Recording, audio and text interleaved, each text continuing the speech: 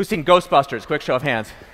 Yeah, okay, everybody. So you know the classic story of the entrepreneurs. If you think about Ghostbusters, sure, there's some supernatural occurrences, but mostly it's a business movie.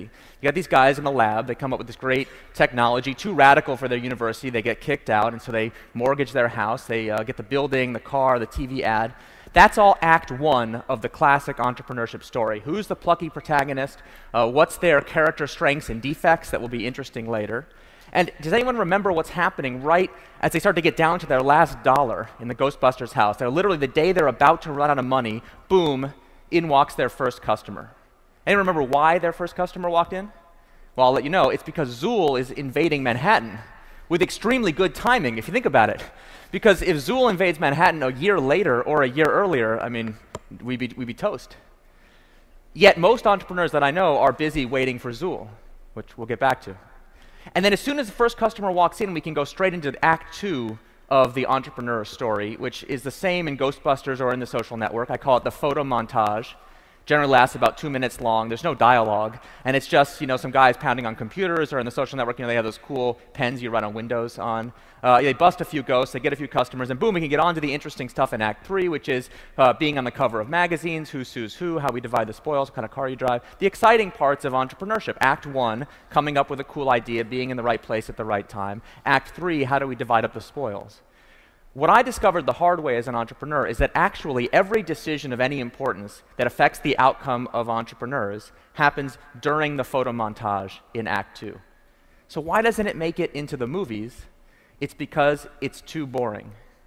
Think about what happens in Act 2. It's the most boring stuff imaginable. It's product prioritization meetings. We never see the Ghostbusters having a product prioritization meeting, but they must have had millions. Right? It's deciding which customers to listen to and which to ignore. It's excruciatingly boring. And look, I know right now entrepreneurship is cool and exciting and everybody wants to be an entrepreneur, but the truth is, actual entrepreneurship, not like it's in the movies, it's unbelievably boring, painful, and basically humiliating. The most important concept in the toolkit of entrepreneurial management is this thing called the pivot. Anyone sick and tired of hearing about pivots already? Yeah, sorry about that. I apologize. I saw this the other day, kid you not, in the New Yorker magazine. I'm not leaving you, I'm pivoting to another man. So it's become a bit of a jargon buzzword, sorry about that. But the truth is we can't say anything intelligent about entrepreneurship unless we have this concept in our vocabulary. Because if you look at the successful startups, they don't have better ideas than the unsuccessful ones. They have this very uncanny ability to, when they run into difficulty, pivot. Keep one foot anchored in what they have learned while moving the other foot, one other thing at a time. So they don't just give up and go home, neither do they persevere the plane straight into the ground. And the premise of the lean startup is that speed wins.